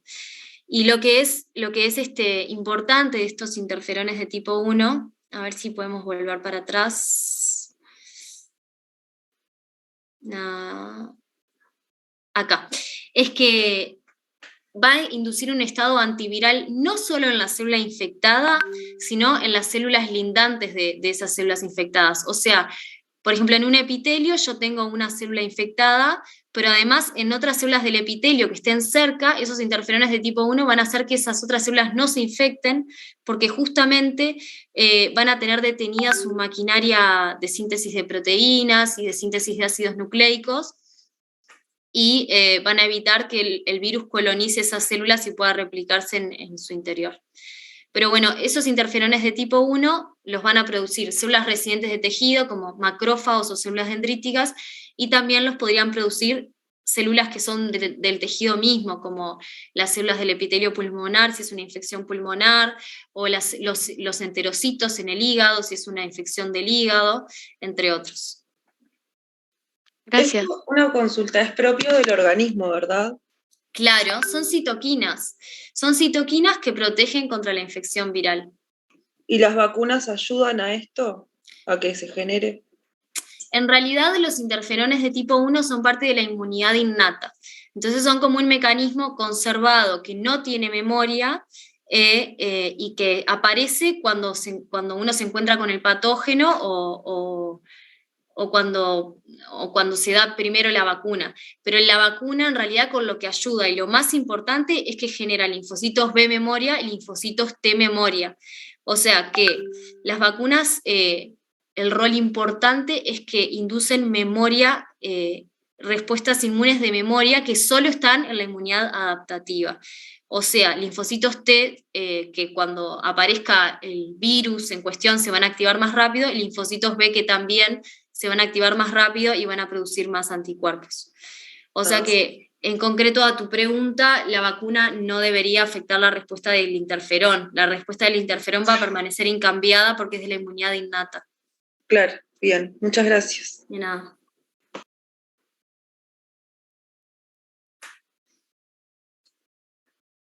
Bien. Una pregunta. Sí. Los linfocitos T citotóxicos son de la inmunidad adaptativa, ¿verdad? Sí. Los linfocitos T y B son de la inmunidad adaptativa. Sí. Perdón, ¿será que puedes repetir? Es que se me cortó. Yo puse en el chat de si podés repetir la interacción de las natural killer en célula blanco, porque se me cortó, no sé si usted ya repitió. ¿Esta diapo? Sí, por favor. Esto es lo mismo que decíamos hoy en la inmunidad innata, ¿no? La célula natural killer va a reconocer a la célula blanco por un balance entre señales activadoras o inhibidoras. ¿Qué señales activadoras? En general, señales o moléculas asociadas al estrés celular, que por ejemplo van a estar aumentadas en una célula infectada por un virus porque toda la maquinaria para producir proteínas está siendo usada por el virus, entonces la célula está en una situación de estrés. Y además va a haber moléculas inhibidoras, que son las moléculas del MHC de clase 1, que son estas que decíamos que están en todas las células nucleadas, y que cuando hay un virus, el virus lo que hace es que disminuye estas moléculas del MHC de clase 1. Entonces, para una célula natural killer, cuando reconoce una célula infectada, va a ver que hay señales asociadas al estrés celular, o sea, activadoras, y que va a haber menos señales inhibidoras, que es la situación que ven acá en la derecha. Entonces, justamente, la célula natural killer se va a activar y liberar sus gránulos que van a inducir la apoptosis de la célula blanco. ¿Sí? Muchas gracias. Disculpa, cuando te referís a célula blanco, ¿es como la célula objetivo o qué? Sí, exacto, blanco objetivo, la célula con la que está interactuando, o sea, esta que ven acá en rosadito, que la reconoce porque tiene señales activadoras y pocas señales inhibidoras. Bien, gracias.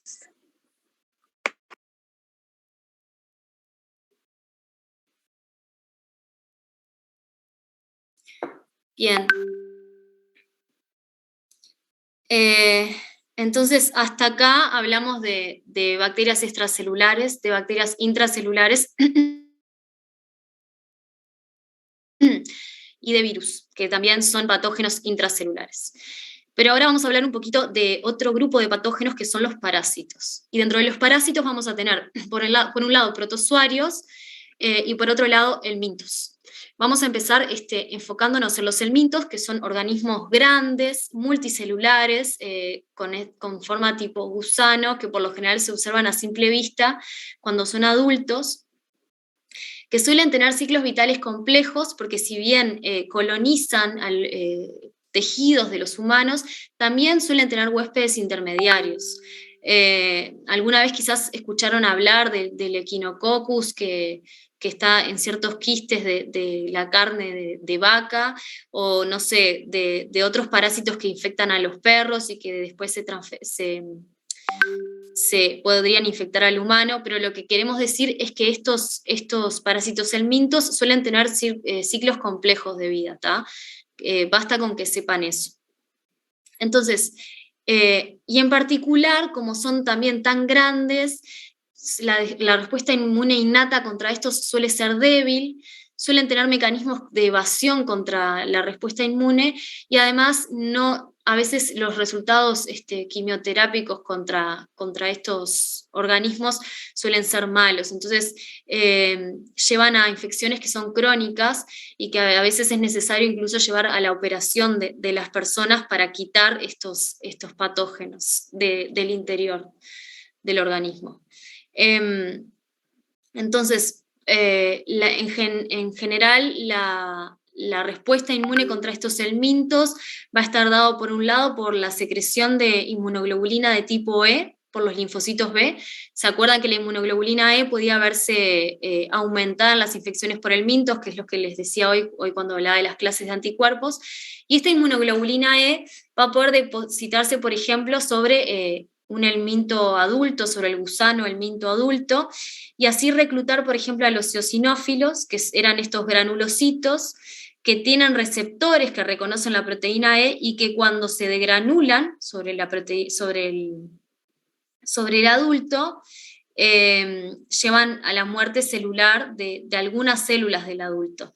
Lo mismo, los mastocitos también tienen receptores para inmunoglobulina E y pueden degranularse y liberar componentes vasoactivos y componentes tóxicos para el adulto helminto.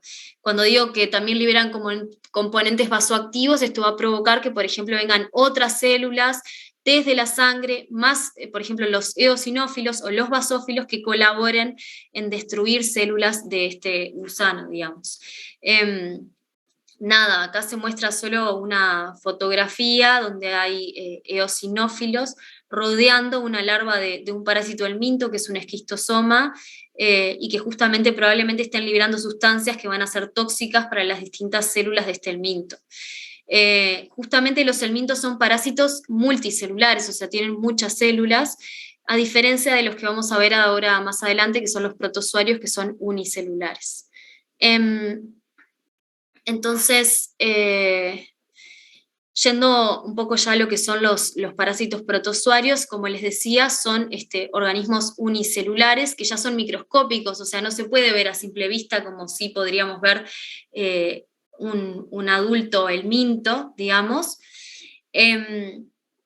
y que tienen distintos tipos, o sea, algunos pueden estar libres en la sangre, como por ejemplo el Trypanosoma brucei, mientras que otros colonizan el interior celular, o sea que va a haber protozoarios extracelulares y va a haber protozoarios intracelulares, por ejemplo el Plasmodio o el Trypanosoma cruzi. En función del protozoario en cuestión que vayamos a ver, va a cobrar relevancia los distintos mecanismos de la inmunidad innata y de la inmunidad adaptativa que van a ser necesarios para eliminar ese protozoario. Entonces acá como que no les puedo hablar de una regla general como cuando les dije bacterias extracelulares o bacterias intracelulares o virus, sino que hay que ver, por ejemplo, si es un protozoario extracelular, bueno, los anticuerpos van a ser muy importantes porque justamente van a estar intentando neutralizarlo y, por ejemplo, dirigir la lisis por complemento hacia ese protozoario. Ahora, si es un parásito intracelular como la Leishmania o el Trypanosoma cruzi, los anticuerpos van a ser menos relevantes. Y en este caso va a ser, por ejemplo, más importante la inmunidad por células, ¿no? Por ejemplo, linfocitos T citotóxicos que reconozcan estos macrófagos infectados por Trypanosoma cruzi, por ejemplo, y los eliminen para que no siga propagándose el parásito. Entonces, según el hábitat del protozoario, serán más o menos importantes los anticuerpos o más importantes los linfocitos T citotóxicos o la presencia de células NK que eliminen células infectadas. Bien, entonces continuando un poco con otro tipo de patógeno, tenemos los hongos. En los hongos, en realidad, el efector principal de la inmunidad innata va a ser el neutrófilo. Justamente, ¿por qué? Porque va a liberar sustancias que van a ser fungicidas y otros componentes tóxicos como especies reactivas del oxígeno y ciertas enzimas que son proteínas que van a, por ejemplo, poder cortar proteínas, entre otras cosas. Y además los neutrófilos, además de liberar todo esto, podrían fagocitar a los hongos y llevar a la destrucción del hongo en el interior celular. Del mismo modo, los macrófagos también van a tener un rol en la fagocitosis de estos hongos y en la liberación de ciertas sustancias tóxicas. Y a nivel de la inmunidad adaptativa, bueno, ¿quiénes van a ser importantes para la defensa contra los hongos? Aquellos linfocitos T colaboradores que puedan activar a los macrófagos y a los neutrófilos, y los linfocitos T y los linfocitos T citotóxicos que puedan, por ejemplo, llevar a la lisis de células infectadas por hongos. ¿Por qué digo esto? Porque los hongos, algunos tienen fases intracelulares. Entonces, cuando el hongo está dentro de la célula, podría ser eliminado por los linfocitos T citotóxicos. Pero cuando el hongo está fuera de la célula, puede ser fagocitado por los macrófagos o por los neutrófilos y así eliminarse. De esta manera va a haber algunas respuestas T colaboradoras, que son las dadas por los linfocitos TCD4, que van a ser protectoras, y otras que van a ser perjudiciales. En esto no nos vamos a adentrar mucho, pero en general las respuestas de tipo TH1 son las que activan a los macrófagos, y las respuestas de tipo TH2 favorecen más, por ejemplo, la producción de anticuerpos, o de anticuerpos de tipo IgE, que no nos van a servir para combatir a los hongos. Entonces, hasta acá llegamos con la parte que es de inmunidad contra patógenos. Me voy a detener un momento por si quedaron más dudas de esta parte y ya seguimos con la última parte de la clase que tiene más que ver con la regulación. Yo tengo una pregunta, ¿no? En el caso de los pacientes que son autoinmunes, y esos pacientes a veces se aíslan y incluso las personas que van a visitarlo tienen que ponerse la protección porque los pueden afectar lo mismo los que pueden traer un virus, las personas que vienen a visitarlo, y lo pueden perjudicar. ¿Esos pacientes después cómo llegan a sobrevivir o qué tratamientos lo hacen para que pueda tener una vida, digamos, o tratar de seguir una vida normal? Ahí va, o sea, en realidad ahora, ya que me hablaste de autoinmunidad, eso es lo que vamos a hablar ahora cuando hablemos de regulación, pero en general las personas que tienen enfermedades autoinmunes son personas que tienen componentes de su inmunidad que reaccionan contra componentes propios, y ahora vamos a ver un poquito el porqué. Y esos pacientes, en general, los que se les da son, por ejemplo, corticoides o ciertos compuestos que apaguen la respuesta inmune para que no siga destruyendo a su propio cuerpo. Esos son los autoinmunes. Después, por otro lado, tenemos los pacientes inmunodeficientes, que son pacientes que tienen una inmunidad que no funciona, y que esos son los que en general están más expuestos a la presencia de patógenos, y por eso también se hacen todos estos cuidados, como decías vos, de que las personas que los visitan tengan todos estos cuidados, porque a veces un hongo, por ejemplo, que no es patogénico porque vos en que tenés un sistema inmune eficiente no genera enfermedad, en una persona inmunodeficiente, es decir, con deficiencias de la respuesta inmune, sí puede ser patogénico. En el caso de un paciente inmunodeficiente, eso va a depender de la inmunodeficiencia. Por ejemplo, si la inmunodeficiencia es que no produce anticuerpos, a esos pacientes se les pasa anticuerpos a la sangre, como darte un ejemplo. O si no producen ciertas células del sistema inmune, se les puede hacer un trasplante de médula ósea. Son como muchas las posibilidades y eso va a depender de qué parte del sistema inmune está fallando. ¿Está? Bien, gracias. Claro, los pacientes autoinmunes no son a todas las patologías, a todos los, digamos, ahí no me sale la palabra, que son inmunes. Se pueden atacar a ciertas partes del cuerpo y no a todo el cuerpo. Exacto, sí. Por ejemplo... No sé cómo explicarme, digo, hay distintos tipos de autoinmunidad. Exacto, sí. Por ejemplo, te pongo un ejemplo, ¿no? Hay un cierto tipo de tiroiditis que destruye paulatinamente la tiroides, es una enfermedad autoinmune, y no destruye el resto de los órganos o de los tejidos. Después esa persona se vuelve insulino dependiente, pero no... Perdón, insulino dependiente no. Esa persona tiene que tomar T4, por ejemplo, porque su tiroides ya no funciona, pero el resto de sus órganos funcionan bien. Entonces sí, las enfermedades autoinmunes pueden variar el órgano que están atacando.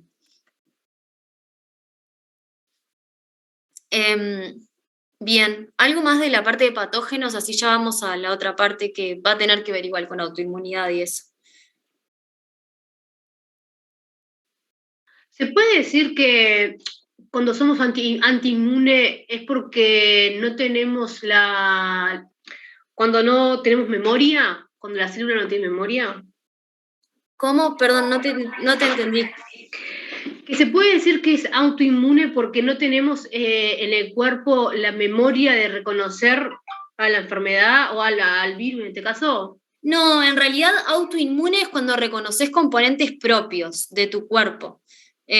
Cuando reconoces proteínas propias, glúcidos propios, tejidos propios, pero no tener memoria sería una inmunodeficiencia o una enfermedad inmunológica, pero no autoinmune. Autoinmune es cuando reconoces lo propio. Bien, entendí. Gracias. Bien. Bueno, entonces voy a seguir un poco a cómo se regulan las respuestas mediadas por la inmunidad adaptativa y en particular por los linfocitos T. ¿tá? Entonces, en condiciones de salud, las respuestas inmunes son autolimitadas. Eso quiere decir que a medida que el antígeno es eliminado, o sea, va transcurriendo un tiempo luego de la exposición al antígeno, el sistema inmune retorna a su nivel basal de reposo, es decir, la cantidad de linfocitos T que se generaron y proliferaron frente a ese antígeno empieza a bajar. ¿Cómo sucede esto? Bueno, una de las razones que se dice es que como el antígeno empieza a ser eliminado, deja de haber un antígeno que estimule a esos linfocitos T a proliferar, y estos paulatinamente comienzan a morir porque ya no tienen señales de supervivencia dadas por la presencia del antígeno. Además, cuando transcurre la respuesta inmune, sucede un tiempo desde que sucedió la exposición, algunos linfocitos T van a empezar a expresar receptores inhibidores para controlar su propia respuesta, como el CTLA4, que es un receptor que cuando interactúe con las señales coestimuladoras de la célula dendrítica va a dar señales inhibidoras en lugar de activadoras. Cuando un linfocito T reconoce su antígeno y recibe señales inhibidoras en lugar de activadoras, se va a convertir en un linfocito T anérgico, por ejemplo, que es un linfocito T que puede reconocer su antígeno pero no desencadenar los mecanismos efectores. Por ejemplo, un linfocito T precitotóxico que reconoce su antígeno pero que es anérgico, no va a poder matar a la célula, no va a hacer nada. Básicamente solo reconoce el antígeno pero no hace nada. Otros linfocitos T, dada por esta inhibición, van a morir por apoptosis, y una parte pequeña de las células T que se activaron en el transcurso de esta respuesta inmune van a sobrevivir como células de memoria y van a permitir que si nos volvemos a encontrar con ese antígeno, respondamos rápidamente al mismo.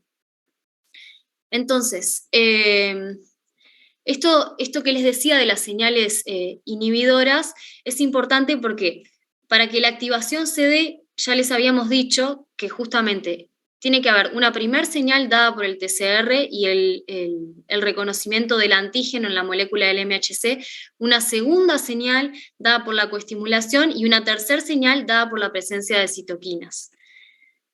Pero si justamente el linfocito T reconoce una célula presentadora de antígeno sin señal coestimuladora o en presencia de señal inhibidora, como la presencia de este CTLA4, no se va a dar la activación. Y eso va a generar la anergia, como les decía hoy, que es un linfocito T que puede reconocer su antígeno pero no hace nada, o sea, no tiene ningún tipo de función efectora, no secreta citoquinas, no puede matar a su célula blanco si era citotóxico, entre otras, o en algunos casos ese linfocito T va a morir. Entonces, este mecanismo forma parte de lo que se conoce como un mecanismo de tolerancia y que justamente hace que una vez que se está terminando la respuesta inmune, los linfocitos T no sigan respondiendo. Además, también forma parte de un mecanismo de tolerancia periférica, que ahora les voy a contar bien qué es, que hace que justamente si hubiese algún linfocito T autorreactivo que reconozca componentes propios, no se active porque no va a tener una segunda señal, ya que la segunda señal, los coestimuladores, suelen aparecer cuando un tejido está infectado o inflamado. Entonces, justamente, si hubiese algún linfocito T autorreactivo, estos no van a poder ser activados por las células dendríticas porque no va a haber segunda señal. Entonces vamos a hablar un poquito de qué son estos mecanismos de tolerancia. La tolerancia es este mecanismo que permite que no reaccionemos contra los componentes propios. ¿tá? Hay como dos tipos de tolerancia. La tolerancia central, que es aquella que sucede durante el desarrollo de los linfocitos, como hoy les hablaba de la selección negativa en el timo de los linfocitos T. Bueno, se da una selección negativa durante el desarrollo de los linfocitos que elimina todo tipo de clon de linfocitos que podría reconocer componentes propios. ¿Por qué es necesario este mecanismo de tolerancia? Porque como les dije hoy, se generan al azar muchos receptores de linfocitos T o de linfocitos B, entonces es necesario asegurar que como se generan al azar esos receptores, haya mecanismos que eliminen todos aquellos clones que podrían reconocer componentes propios. Cuando digo clones, digo células T o células B que podrían ser específicas contra componentes propios. Bien. Por otro lado, la tolerancia periférica va a asegurar que si alguno de estos linfocitos T que era autorreactivo no fue eliminado durante su desarrollo, sea eliminado o quede inactivado durante su circulación en los tejidos periféricos. Es decir, que va a haber linfocitos T maduros que van a ser autorreactivos y que van a estar circulando por los tejidos periféricos, los ganglios, los distintos tejidos del organismo, y si reconocen a su antígeno sin una señal extra, pueden estar en un estado de anergia, entrar a un estado de lesión, o sea, ser eliminados, o pueden ser regulados y diferenciarse, por ejemplo, a un estado de linfocito T regulador, pero que no vamos a entrar en eso. Lo importante es que entiendan que hay mecanismos que aseguran que toda esta diversidad de linfocitos T no reaccione contra componentes propios. Además, van a existir algunos linfocitos que van a ser autorreactivos y que no van a responder a los antígenos propios simplemente porque van a estar en sitios que no están inflamados y no van a poder responder. Esto es lo que se conoce como ignorancia clonal.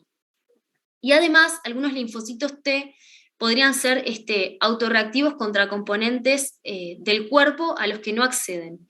¿Cuándo sucede esto? Cuando tenemos sitios inmunológicamente privilegiados. Por ejemplo, se dice que los testículos o que el cerebro son sitios inmunológicamente privilegiados porque no hay células del sistema inmune allí. Entonces, como no ingresan células del sistema inmune allí, no pueden reconocer esos antígenos. Entonces, quizás yo tengo circulando en sangre un linfocito T específico contra una proteína del testículo, pero como ese linfocito T nunca accede al testículo, nunca lo podría desencadenar la autoinmunidad. ¿En qué situaciones sí podría desencadenarla? Bueno, si sucede una lesión que rompa la barrera que protege a ese órgano y justamente permita el pasaje de esos linfocitos T.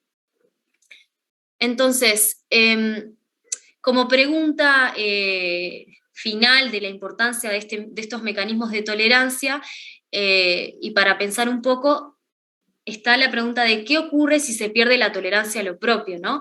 ¿Qué ocurre si no tuvieses tolerancia central o si no tuviese tolerancia periférica? Bueno, acá es cuando se desencadenaría lo que hablábamos hoy de las enfermedades autoinmunes.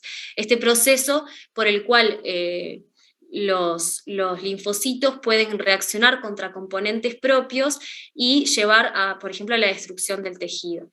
Estos linfocitos autorreactivos podrían ser linfocitos B, o sea que, por ejemplo, se depositen anticuerpos contra componentes propios en los tejidos y eso lleve a la inflamación del tejido, entre otros, o linfocitos T citotóxicos que reaccionen contra células propias, o linfocitos T colaboradores que colaboren en generar respuestas contra componentes propios. Entonces es muy importante que se dé un proceso de tolerancia que permita tolerizar todas las proteínas, glúcidos, lípidos, todas las moléculas de nuestro organismo que van a estar presentes en nuestras células que son propias y que éstas no sean reconocidas por los linfocitos de la inmunidad adaptativa. Entonces, del mismo modo que tenemos un vasto repertorio de linfocitos que nos permite reconocer una gran cantidad de antígenos asociados a los patógenos y que la enfermedad no suceda, tenemos que controlar todo ese repertorio para que justamente no reconozca los componentes propios. Y a esto obedece la tolerancia central durante el desarrollo del linfocito o a la tolerancia periférica cuando el linfocito T ya maduró recircula por el organismo y justamente puede ser contenido para no reaccionar contra componentes propios. Bien, y entonces hasta acá llega el teórico de jerarquización.